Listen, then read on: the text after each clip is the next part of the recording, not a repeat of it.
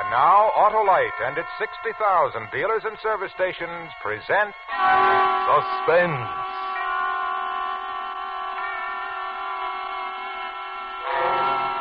Tonight, Autolite brings you Miss Joan Fontaine in Lovebirds, a suspense play produced and directed by Anton M. Leader.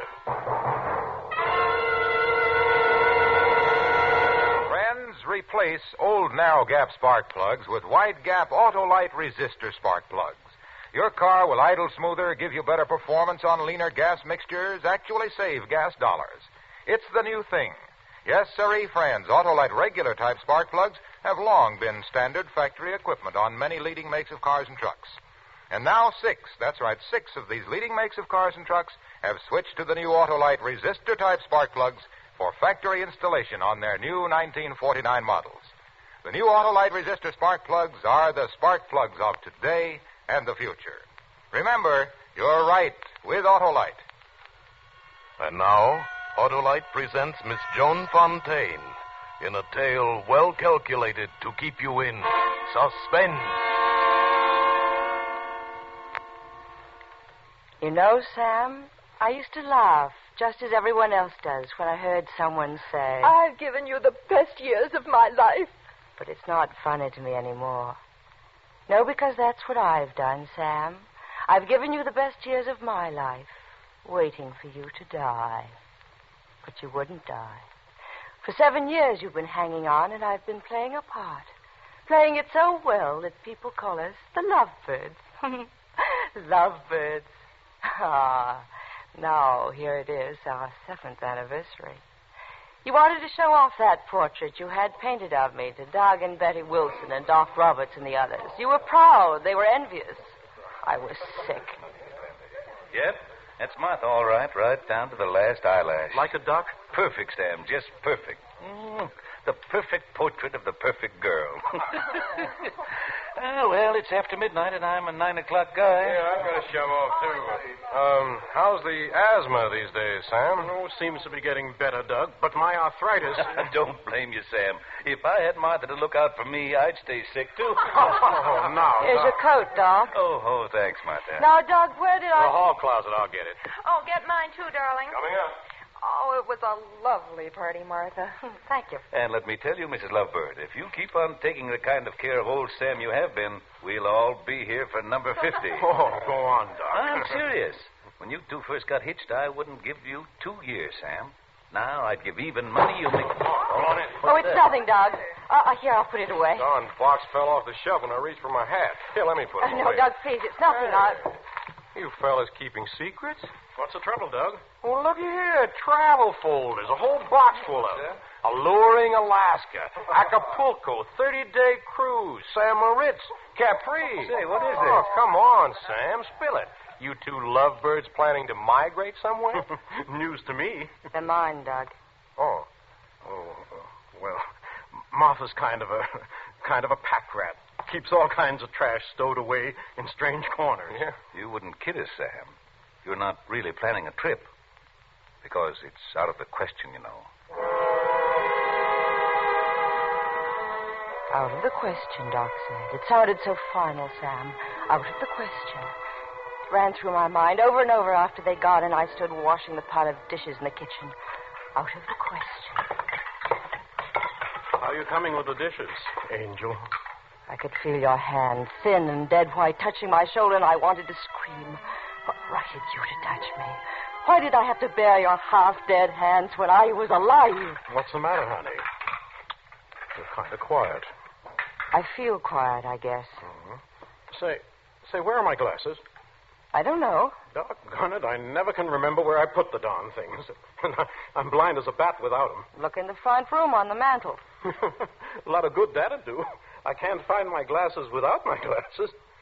Take a look for me, will you? But my hands are wet, Sam. Can't you wait until morning? Gotta have them now. All right, but I can't see why you need them in bed. It's these sleeping pills. Jim was out of my kind and gave me these. Said they were just as good, but I can't read the directions. But is it that important? Well, of course it's important. Why, just the other day I read where a fellow in Chicago took a couple too many and bingo. Oh, I'll see if your glasses are on the mantel, Sam. I leaned back against the wall for a minute. Out of the question. It was ringing in my head like a bell. Out of the question. And Sam, right then, I knew I couldn't take it any longer.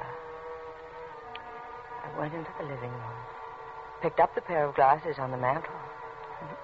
7 years, 7 long years of caring for you like a baby. One sickness after another. Everyone in the book. You nearly died a dozen times. And each time I saved you. That's what everyone said, even the doctor. What a joke. Here I was, waiting for you to die, but you wouldn't, Sam. You wouldn't have the decency to die and leave me the money so I could get away from this little town and live like a normal human being. Find them, darling? No, Sam. These are my glasses. Mine ought to be in here somewhere. Well, it's too late tonight to worry about them, darling. Here, let me see those new pills. Yeah. Take a look. Mm-hmm. These are different. Says 2% instead of 5. 6 pills instead of 2. Really? Mm-hmm. They don't sound very good, Sam. I'll try to get some of your regular kind next time I go to Chicago. 6, huh? Mm-hmm. That's what it says. Funny. Jim didn't say anything about it. Hadn't you better get ready for bed? It's nearly 1. In a minute. Martha, would you tell me something honestly? Of course. What is it? Well, that business about the travel folders. Oh, I suppose it's nothing, but, well, somehow I can't get it out of my head. What about the travel folders? Martha, would you really like to go to those far-off places? Just you and me? Don't be silly. You know what Doc Roberts said. I didn't ask you that. I asked you if you wanted to go with me. It's awfully important to me now, Martha. Whether you'd want to go with me. Why worry about it? You know we can't go. That's why I need you worse than ever, Martha. That's why I guess it kind of hurts me to find you collecting travel folders. Like you wanted to get away from me. Well, I guess you're right. I'd better get up to bed. I watched you go up the stairs, and I put the glasses back on the mantel. Your glasses, Sam, not mine. I waited a long time downstairs, listening to you shuffling around in your sandals. Heard the bathroom faucet go on, and I knew you were taking your pills. 6 pills instead of 2. Then there was the shuffling again, and quiet.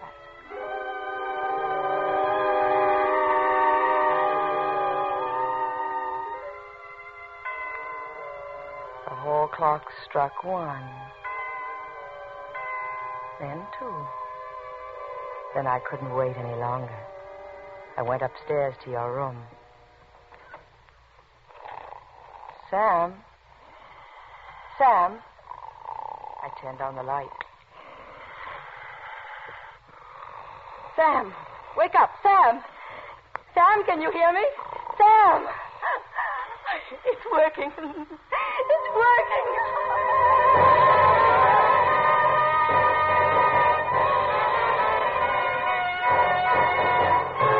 For Suspense, Autolite is bringing you Miss Joan Fontaine in radio's outstanding theater of thrills, Suspense.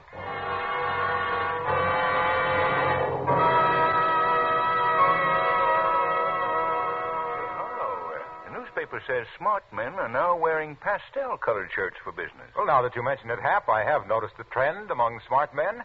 Smart men are replacing old narrow gap spark plugs with wide gap Autolite resistor spark plugs because they make a car idle smoother, give better performance on leaner gas mixtures, actually save gas dollars. Why, when you install a set of the new Autolite resistor spark plugs, you can tell the difference in your car. This article says Petunia Pink is getting a great reception. Reception? Autolite resistor spark plugs cut down spark plug interference with radio and television reception. And it says only this style offers smart men the advantages. Only Autolite offers smart car and truck owners everywhere the sensational advantages of new resistor-type spark plugs. So head for your nearest Autolite dealer and replace old narrow gap spark plugs with Autolite ignition-engineered resistor spark plugs. Your car will be glad you did. And now, Autolite brings back to our Hollywood soundstage Joan Fontaine as Martha in The Lovebirds, a tale well calculated to keep you in suspense. Yes, Sam. It was quite a moment there in your bedroom as I looked down at you, drugged and helpless on the bed. I shook you, and you didn't even groan. I shook harder. I shouted in your ear and pinched you. You didn't move. It was wonderful. For the first time in 7 years, I could laugh and mean it.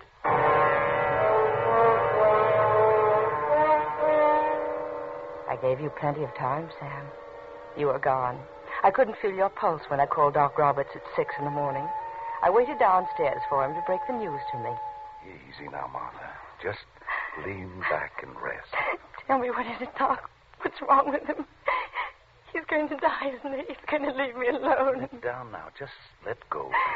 He wouldn't wake up, Doc. I shook him, but Yes, I know. Is he dead? No. He'll live, Martha. What? Sam will be all right. He's sleeping now.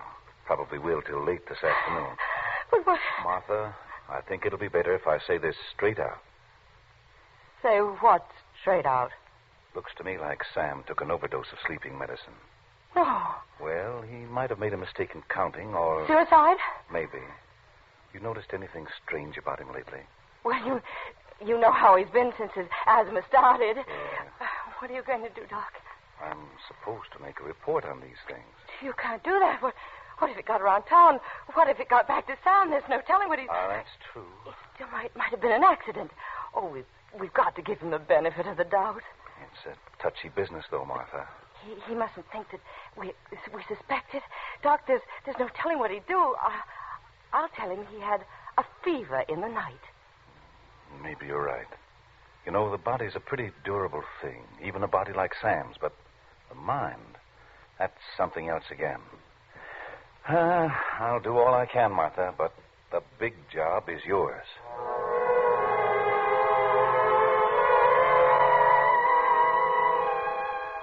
For a second after he left, I thought I was going to faint. I got a drink from the sideboard. Made me feel better. Until I remembered something else. The doctor didn't suspect. But you, Sam, when you read the instructions on that box of pills...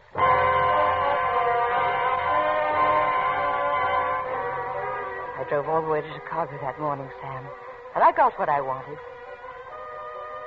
It wasn't quite noon when I returned to your room, put the new box on the stand beside your bed, and threw the other in the furnace. It was a long way to go, but you gave me plenty of time. Where have I been? Martha. Right here, Sam. I feel dopey. Doc said you had a touch of fever last night. Doc? Mm-hmm. He looked you over this morning. What time is it? Noon. Funny. I don't remember anything about it. What's this?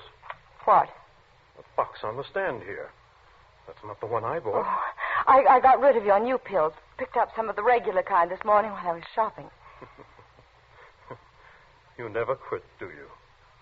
What do you mean, Sam? Spoiling me like this. First thing you know, I'll be as helpless as a baby. What's for lunch? It was that easy, Sam. You never suspected. I was afraid of Doc Roberts at first, but he didn't say a thing. And for a while there was whispers you didn't hear. They were so sure you'd tried to kill yourself, Sam. They were so afraid you'd try it a second time. And I stopped being afraid. This was no time to lie back and wait. They'd given me a weapon. This was the time to do it. Well, let's see, Martha. I reckon the surest thing would be poison. Thiocyanin. But isn't that sort of dangerous, Jim? Not if you're careful. How much will I need? Oh, one package ought to do it. Depends on how bad they are. The rats. Here. There you are. Hope it does the trick. Thanks, Jim. So do I. It's going to be different this time, Sam. This time I knew where I was going. That's where I'd made the mistake before, you see. I hadn't planned. A week later, I was ready. I remember you came home early that evening, and I was in the kitchen starting your dinner. Salad, tossed lettuce and garlic. Plenty of garlic. Getting dinner, Martha? It's almost done. Have it ready in a minute. That roast smells good. Better go and wash so things won't get cold. What's that you're mixing there? Dressing for the salad. Oh, dressing? You sure? What do you mean? Wouldn't be a love potion for me, would it, Martha? Or maybe, just maybe, a death potion. Oh, dear. You've cracked the salad bowl. What's the matter, Martha? Afraid you'll fail this time, too? Oh, Sam, you're talking nonsense. I don't know what you're talking about. You should, Martha. Jim tells me they haven't had my kind of sleeping pills at the drugstore for a long time. How far did you have to go to get them? You're sick, Sam. You're building things up in your mind. I wish I were. You see, I made a mistake this morning, Martha.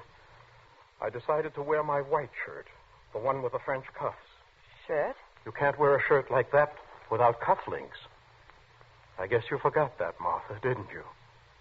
That I kept my cufflinks in your jewelry box. Yes.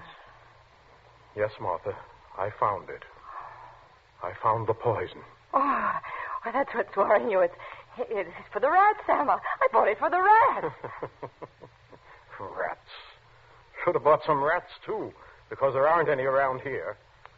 There's a certificate from an extermination company in the file that says so.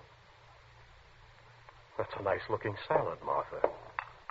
Here, taste it. Don't be a fool. You're the fool.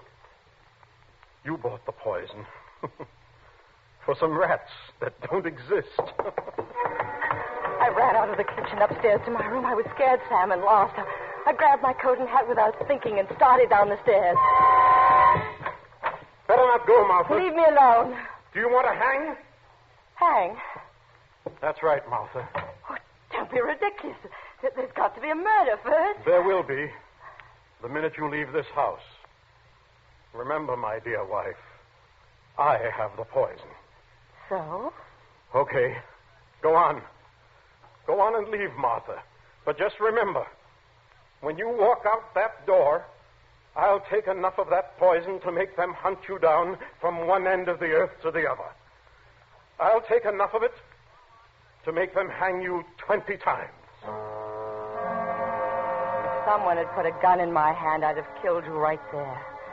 But all I could do was swallow the scream that rose up in my throat and fight the weakness in my knees. And yet, Sam, I think with it all, with all the terror and sick defeat inside me, I still wanted to laugh. Remember, this was the house of the Lovebirds.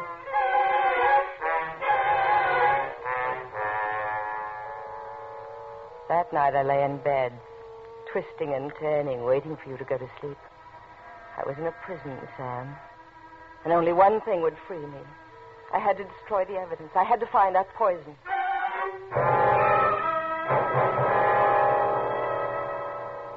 At 1 o'clock, I walked across to your door, opened it quietly, listened. You were asleep. Your clothes were draped over a chair next to the bed. I went through them first, then to the closet and your other things, and then the dresser. It had to be somewhere. I tried to put myself in your place. Where would I have hidden it?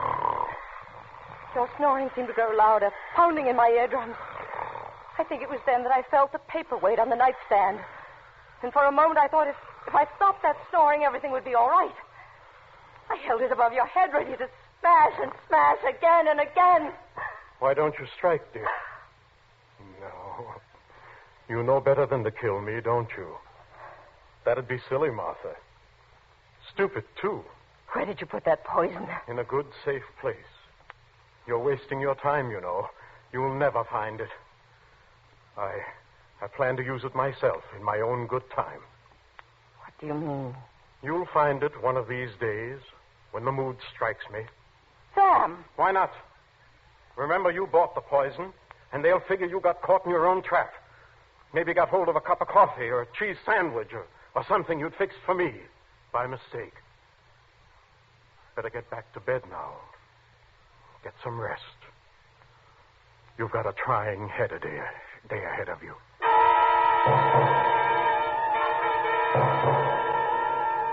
There was no sleep for me after that, Sam.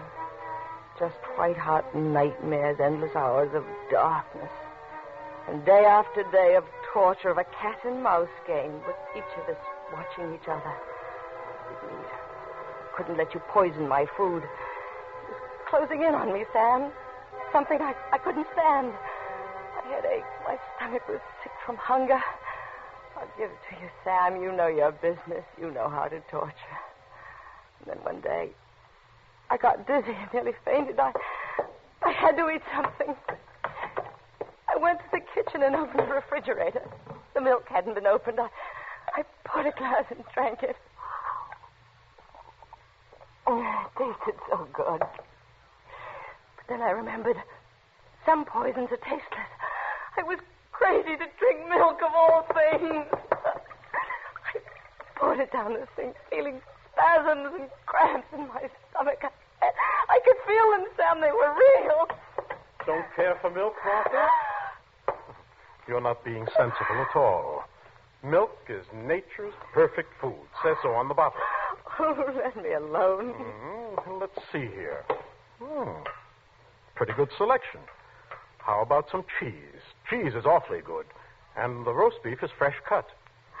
Doug brought it in from the country today. How long are you going on with this, Sam? Why? I can't stand it much longer. Afraid to die, Martha? Well, just relax. You're dying right now. The milk. You poisoned the milk. No, I didn't mean that. It's just that... Well, Martha, you're not as beautiful as you were. I was just looking at that portrait over the mantel. Did you know you were getting circles under your eyes? And your figure isn't at all what it was. I'm not sure even an invalid would want you now. I guess I lost track of time for a while after that. The days slid by, the nights, too. I was hungry all the time. At first, I found some canned goods, but then you caught on and you punched holes in the rest of the cans. And then I didn't dare touch them after that. I couldn't go on, Sam. I knew I couldn't last out. I was at the end of my rope that night when Betty and Doug stopped by. I can never forget that night, Sam, because as we sat there in the living room with that terrible, smiling portrait of me staring down at us, Betty said something. Something that made me realize I wasn't trapped. That there was a way out after all, an easy way. Let me get you a drink, Doug. Sure, Sambo. Easy on the soda, huh? Me too, but easy on the liquor. Check. How about you, Martha? You look a little tired. Might pick you up. I was about to say you look tired, Martha. Oh, it's nothing, Doug. I know. The old slave driver here is probably working you too hard, Martha. You need a vacation. Yeah. How about driving down to Florida with us next week, huh? Florida, We can't make it, Doug. The doc wants to keep an eye on me. I don't know. Heaven knows I like my home as well as the next one. But if I had to stick as close to it as Martha does, I'd probably go right out of my mind. Ho, ho. I sat very still. It was all I could do to keep a smile frozen on my face like a mask. At that moment, Sam, I felt like a prisoner who'd just been handed the key.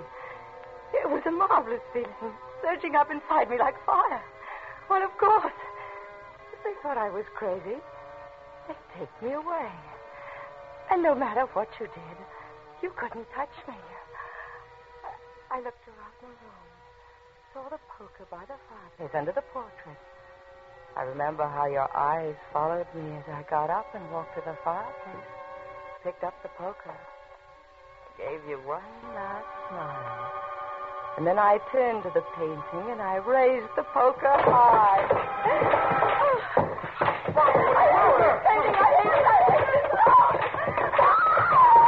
Get her, Sam.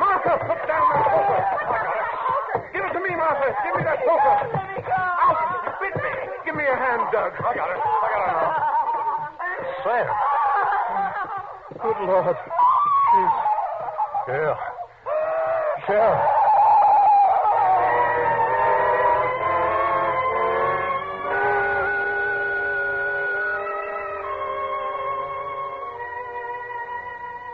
I like it here at the home, Sam. It's quiet. And I get a lot of rest. I'm getting my weight back. But most of all, it's nice to feel safe. How long is it now? 3 months? 4? Pretending I'm insane? Anyway, I'll take my time. Think it through very carefully. And then, when I'm ready to drop the act, show them I'm qualified to leave. Then I think you know what I'm going to do, don't you, Sam? I'm going to kill you. That'll give you something to think about during the long nights alone in the Lovebird house in Pinewood Drive. I'm going to kill you. Kill you. Kill you!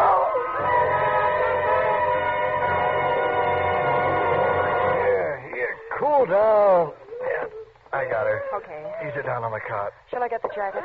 No, she'll be all right. Gets like that once in a while. Too bad. Nice-looking woman.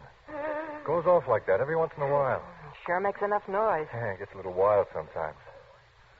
Used to be a guy come to see her, little fella. I can remember he used to get down on his knees there beside her and say something like, Martha, I didn't have it honest, darling. Yeah, that's it. Then he'd say, I threw it away as soon as I found it in your jewelry box. He'd say it over and over like he thought it'd bring her out of it. Then he'd just stand there and cry like his heart was broken. Sure must have loved her an awful lot. But he was like the rest of them. After a while, he stopped coming. I don't suppose he's been back now for 10 or 11 years.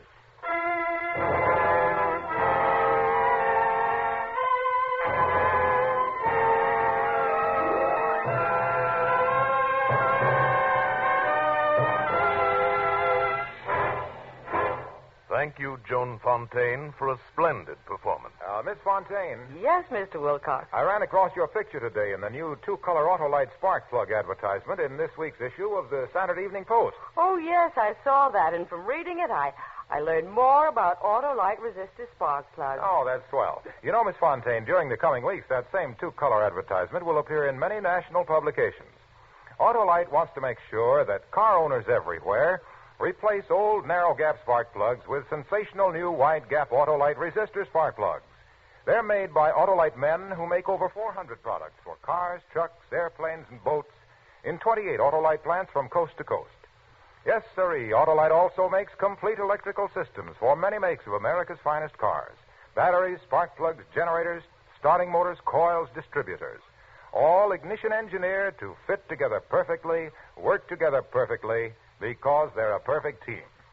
So, folks, don't accept electrical parts that are supposed to be as good. Ask for and insist on Autolite, original factory parts at your neighborhood service station, car dealer, garage, or repair shop. Remember, you're always right with Autolite.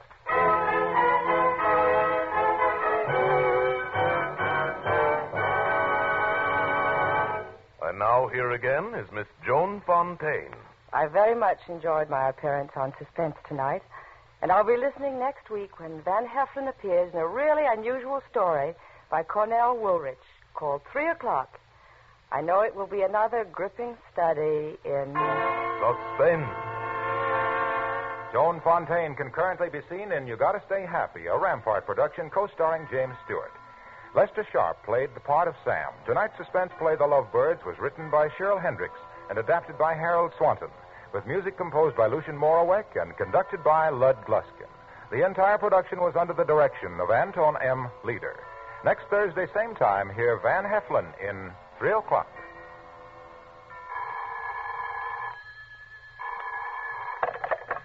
You can buy Autolite electrical parts, Autolite resistor spark plugs, Autolite stay-full batteries at your neighborhood Autolite dealer. Switch to Autolite. Good night. Help to relieve human suffering across the nation, across the world. Give through your Red Cross. This is CBS, the Columbia Broadcasting System.